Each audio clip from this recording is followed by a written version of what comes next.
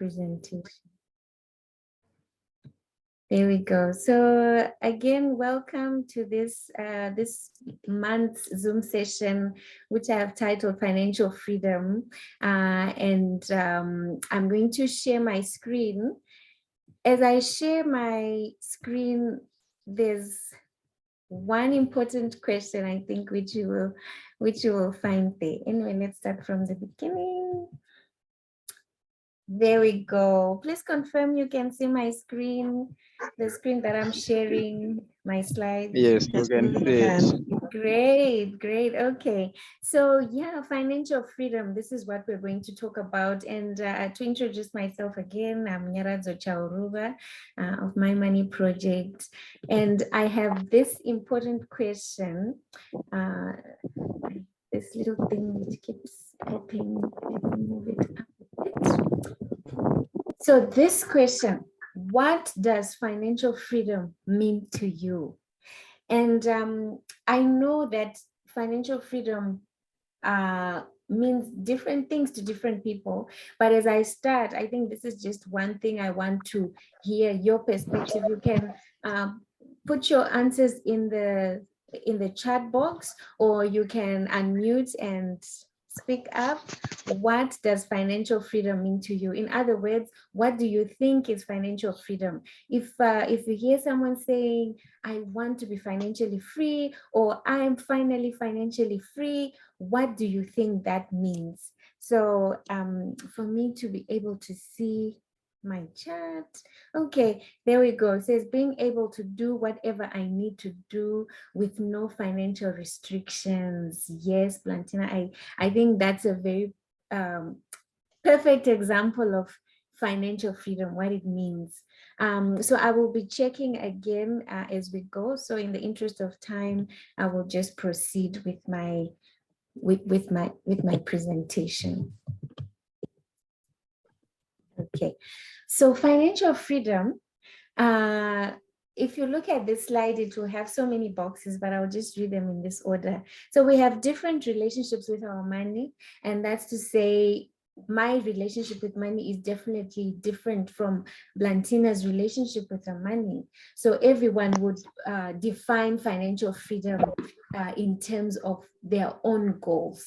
Okay, so to someone, financial freedom would mean being able to pay bills with having money left over each month.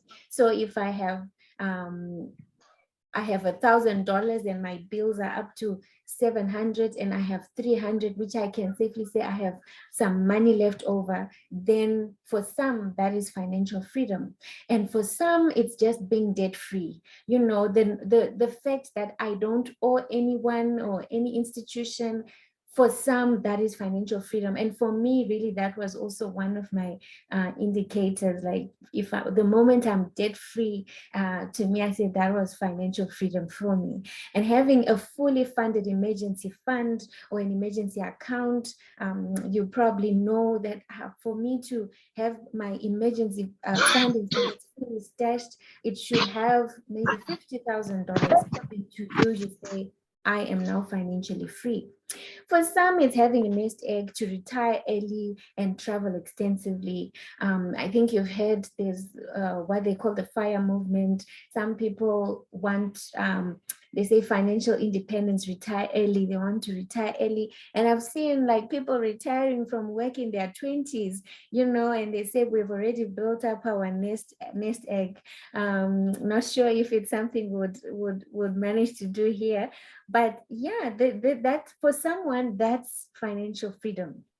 Another would be, say, having the financial cushion to say you have savings, investments, and cash to afford a certain lifestyle, and also freedom to pursue any career without the need to earn a certain salary. Because at some point, I think it's just hopping from one job to another in search of greener pastures, in search of more money, not necessarily because you enjoy what you are doing. So you may find yourself today, you're a bookkeeper, tomorrow you are working maybe in a hospital somewhere, another day you're trying to be a mechanic somewhere. So it's more really pursuing so many careers in search of money.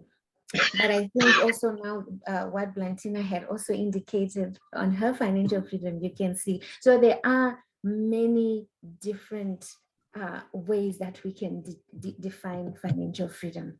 And so in the next few slides, I've tried to summarize these into 6 steps on how to attain financial freedom. So I've called it how to attain financial freedom in 6 steps. So here it goes. Number 1, determine your financial goals. I think very, very, very important.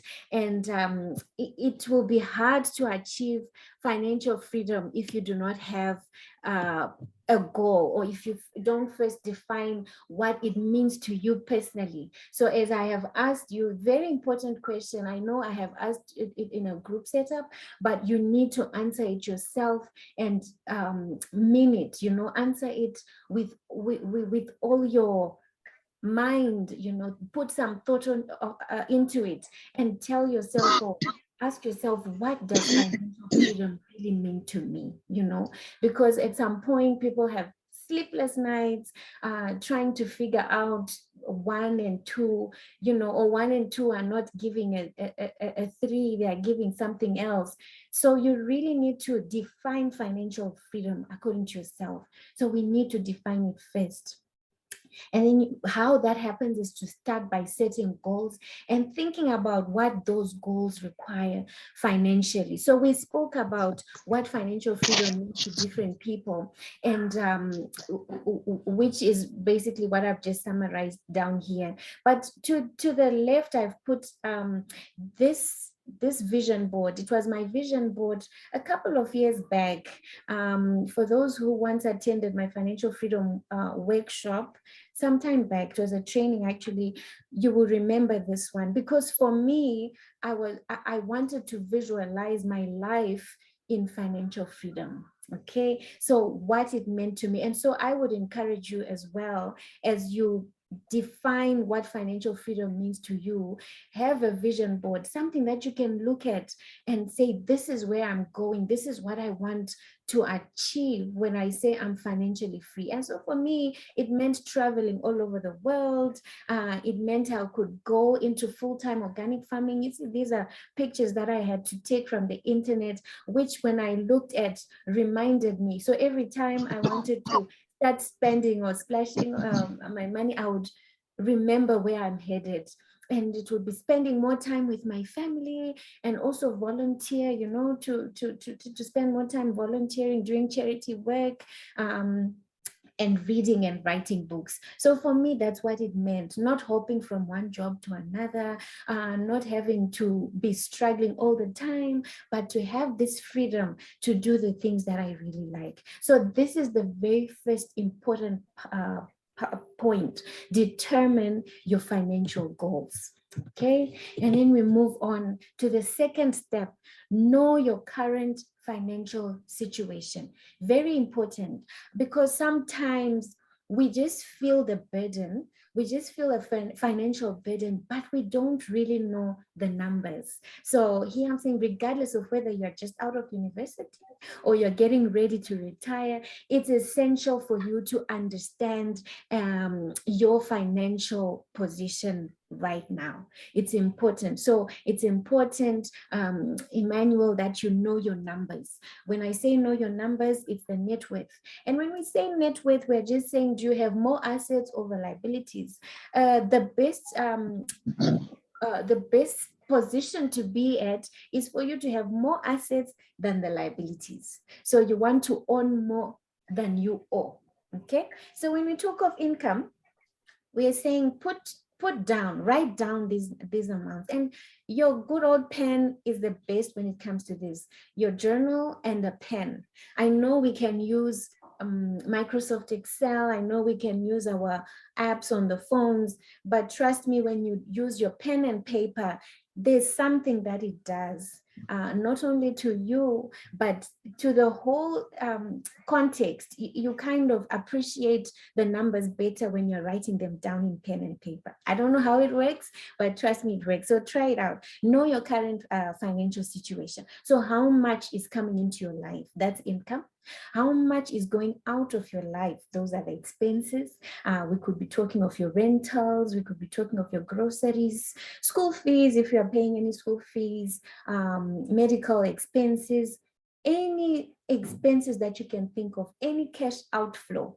Those are your expenses. And then we look at assets. When you say assets, I think we've had another session where we focused on assets, and I would refer you back to one of those the YouTube videos, so you can go and understand what an asset is. So yes, we need to know the assets that we have. And you remember that sometimes we think we have an asset and yet it's not really an asset. So you really need to define an asset and know what it is. And also know your liabilities, how much you owe, who you are owing. Very important. So step number 2, know your current financial situation.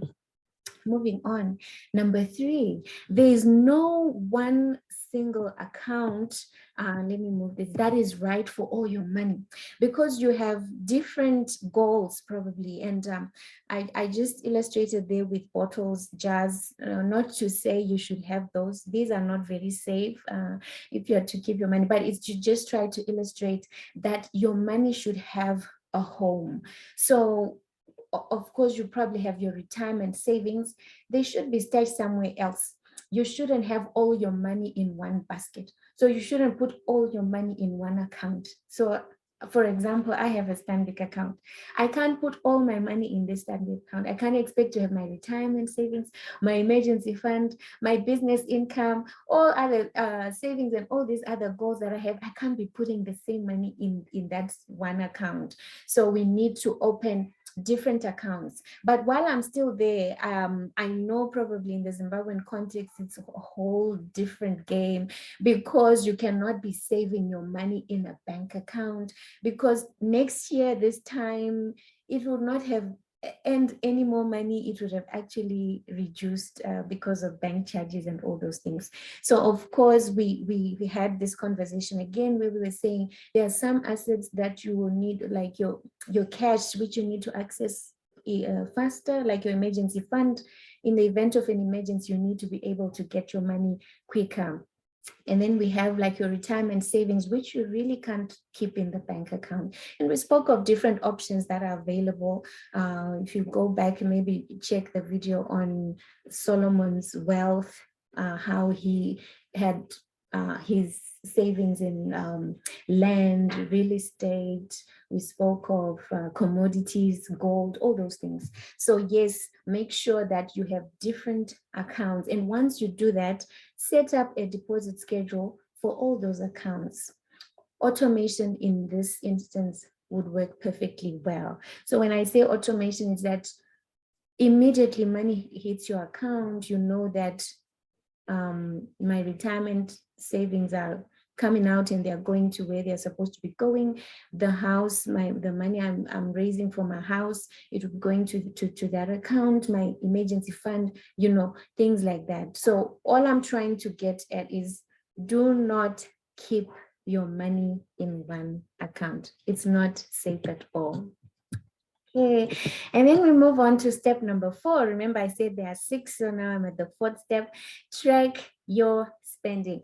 Very important. And if you're currently living paycheck to paycheck, sometimes it may actually sound so or seem so daunting to even be talking of having a retirement fund or emergency fund. But it's very important that you track your spending and that you try to find out exactly how much you can save. For you to do that, you need to know, you need to understand how much you spend. And one thing for sure, and I think this even my husband can also attest, I do not throw away a receipt at the first instance. When I buy something, I keep a receipt. I keep that receipt probably for a week or so, because I want to see. Sometimes I keep it because I want to see I was not overcharged. If I was overcharged, I go back to the shop. I tell them this is what was on the shelf and this is what you charged me. Or sometimes, like today, yesterday, I bought some pizza bases and they had expired, so I took them back to Pick and Pay and they gladly exchanged because I still had my receipt. So very important that you keep your receipts for that. But why I'm raising it on this part is that you must track your spending. So this would be the starting point, especially for your budgeting, because if you want to start preparing a financial plan or a budget, you need to know on a monthly basis, how much am I spending on groceries? And you would have a rough idea if at least you are keeping your receipts, you know. So track your spending. And if you find it difficult, this is where I come in. That's why I even put it in italics. If you're struggling with tracking your spending or coming up with a financial plan or a budget, let me know. This is where I would really want to help you to set up and for you to just have your numbers in order. So yeah, then you put your spending plan, and it takes less than 30 minutes, and that 30 minutes can change your life forever. Then moving on to having a debt payoff plan, because the two cannot coexist. Debt and financial freedom, the two cannot coexist. And as you saw in one of those indicators, we're saying that for some people, for most people, financial freedom means eliminating debt. Once there's no debt in your life, then you feel financially free. That is how it was for me. When I paid off my last debt, I remember that feeling very well. And I told myself, never again would I want to go there. But for some, they're still on that journey to that financial freedom. And so it is important that you create a debt payoff plan. I have my book, actually bought my books address debt payoff plan. How can my money be enough? There are a couple of methods that I illustrate in there of how you can pay off your debt either faster or in a way that is more motivational. And the debt method that I used, you also find it in that book. So pay your debts, but also build your emergency fund. I had to raise this because sometimes when you're struggling with debt, you feel, how can I even be saving money when I am struggling with debt? But you know, emergencies happen. Emergencies do not care that you have some pile of debt that you're taking care of. When you have an emergency situation, it needs to be addressed. Imagine there's a funeral and you have to go. It's a funeral of a loved one, and or it's a life and death situation here. Someone is about to lose his or her life and you have to do something. It will not care that you have debt. So as you are paying off your debt, make sure you're building your emergency fund. And lastly, prepare your legacy. I think this is the most difficult for me. This one, as I speak about it, I'm also speaking to myself because I still need to work on this. So this step isn't so much about creating your own financial freedom as much as ensuring that of your heirs. After a lifetime of managing money correctly, you then don't want your money to end up in the wrong hands. Have you heard of these uncles who just show up when you die? Okay, maybe not when you die, but maybe you've heard of when someone has died and the uncles just show up and take everything that the deceased worked for. So you don't want to be in that situation. I would personally not want to be in that situation. So we need to prepare our legacy. There is something called will writing. I am going to invite a lawyer to come and address us probably in the next Zoom session about the last will. You can even see the last will and testament. Sometimes we may feel, I'm still too young, and of which that's how I think I've always felt when I talk about the will. I'm like, I'm still too young to die. I don't even want to think about it. But reality strikes sometimes when you hear that, my friend, she's gone, you know, and we were, we thought we had a whole life to live. So not to say we are not living by faith, but it's just to say reality, life happens and we need to prepare. So prepare your legacy, the sixth step. I, however, had this point that I wanted to bring to attention because in financial freedom, you need to be earning money, right? And so I did not have to point it out because it's an obviously important aspect or step of attaining financial freedom. But this is one thing I wanted to raise, and especially maybe to the younger people who will listen to this video, to say you need to evaluate your career options. We do not want to overlook the importance of jobs when it comes to achieving financial freedom. For most of us, our jobs were the first, our first and for a long time, our only source of income. So it is very important that you choose a career that also aligns with your goals. You don't want to, I have heard of a couple of people who have done who went to school, graduated, and worked jobs that they didn't want, maybe because they wanted to please their parents. And then halfway through, they say, now I want to pursue my career. So they left what their parents had insisted on them, and they started to do what they want. But they have wasted a whole half a life, probably. So career options, very important. So this diagram, when I pasted it, was really to just assist in terms of career decision. How do you get to decide? So for some people, you would want to know which is the highest paying job that I can do, if money is the driving force. Or you'd say, which job can I do which will not it conflicts with my work-life balance, because maybe family means so much to you. I've heard of a lot of people that have also resign from their jobs to pursue other things like taking care of their kids, becoming full-time parents, instead of having to be at work because work was so demanding. So those are the things that we need to consider. So I will definitely not talk more about earning money, because that is one of the biggest drivers of financial freedom.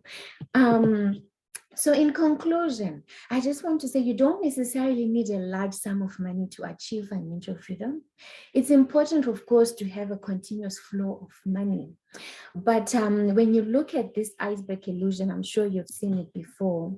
I love it because it shows that, yes, when you then see this iceberg here, or this is what people see, when people see you finally financially free, they have no idea the disappointments you would have to go through. So these you have to expect as you are fighting to attain financial freedom, which is success for you. You will know that there are some sacrifices that will have to be made. You will have to give up some things. You will have to work hard. You will have to be persistent in whatever you're going to do. You're going to fail, and it is going to be so disappointing, but you need to be dedicated. And people will not see that. People will not see the hard work that you're going to put into this. You have to get yourself into some good habits, So that's the bottom. That's where you're doing the work. And then the iceberg, the success now is what people will see. So financial freedom is attainable. And it begins with you spending less than you earn. I think that is the most important part. Learn to spend less than you earn and take control of your finances. Define your success, define your financial freedom. And yes, I would be very happy to celebrate with you. So really, this brings me to the end of my presentation. As I mentioned earlier, this financial freedom is something that is so dear to my heart. It's all encompassing because it then touches on a lot of things: debt cancellation, debt management, financial management. It talks of everything. It covers everything. So I'm going to stop here and just get any reactions, comments, if there are any. Let me stop sharing so I can see. Yeah, I don't know if there are any questions or comments, reactions before we proceed. I see there are some knowing I can still have an emergency fund while working on becoming debt-free is helpful for me, because I was always thinking, how can I save before paying my debts? Thank you for the teaching. All right. Yes, thank you. Thank you for that, for that reaction. Powerful stuff. Spend less than you earn. Correct. Spend less than you earn. So yeah, these are the messages I'm seeing in the chat box. I don't know if there's anyone who wants to comment. I see a hand from Tawanda. Please go ahead. Please go ahead. Unmute yourself. Thanks so much for the presentation. I just wanted you to clarify something for me, which Plantina has just pointed out, that you can actually start saving whilst you're paying off debt. Is that correct? Or you first pay off your debt and then you start making savings? Okay, so probably you didn't hear that part, but it's very important. So maybe you can put down your hand, but it's very important that you save as well, because emergencies will happen. I was saying emergencies can happen while you're in debt, and you do not want to continuously borrow, so you need just to be stashing aside some money, or to start building your emergency fund while you are in debt. That's correct. So what Blantina has just commented there, that's correct. Okay. Yes, you have a follow. You can go ahead. I just had a follow-up question. Go ahead. Okay. In reality, you've saved up some money and you still have some debt, and then there comes this debt that is really pressing you. They're almost taking your stuff. I mean, there's a temptation that you go to that saving and to your savings. Exactly. Yeah, how do you? Yes. Can I try and say something? Okay, go ahead, Blantina, before I respond. You know what I've discovered is when we, especially for us here in the UK, when we got here, people got debts. When they started struggling to pay off debts, people didn't communicate with the debtors. Is it the debtors or the creditors? The debtors. The creditors, and say, look here, I'm struggling. Can I agree a payment plan? Because once you find that a creditor is now coming to get your stuff, it means there was a breakdown in communication. Because especially here in this side of the world, when you communicate with them and tell them your circumstance and agree a payment plan that is, that you can afford, it won't get to the place of them coming to take your stuff. But that's just maybe from this end. Yeah, no, I agree with you. I agree with you on that one. And I think I also write it in my book that there is room for negotiation, because in their books, if I'm to now step in my shoes as an accountant, in their books, they're also like making a provision for a bad debt. They're like, this one is unlikely to pay, and they make those provisions in their books. But not to say you must default on paying your debts because they will make a provision. But what you're saying is also just pointing out to the fact that we need to communicate with our creditors. So maybe going back to Tawanda's question, I know that sometimes it will be so difficult to bring out money, but when you are in debt, there are some things that have to keep going. Like you need to pay your rentals. Will you stop paying your rentals because you're in debt? Will you stop buying food because you are in debt?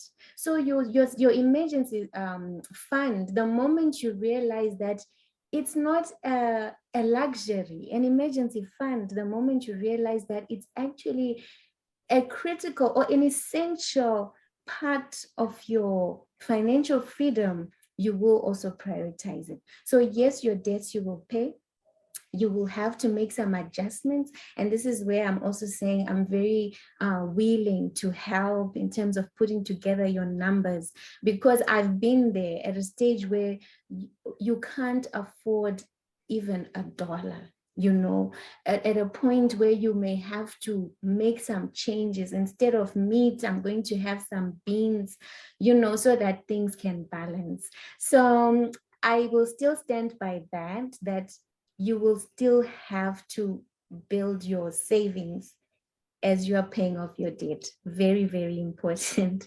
Unfortunately, I ran out of time, but I really want to appreciate you guys for joining in and for the questions and the comments and the chats. I hope we can meet again in the following Zoom session. So thank you and have yourselves a lovely day.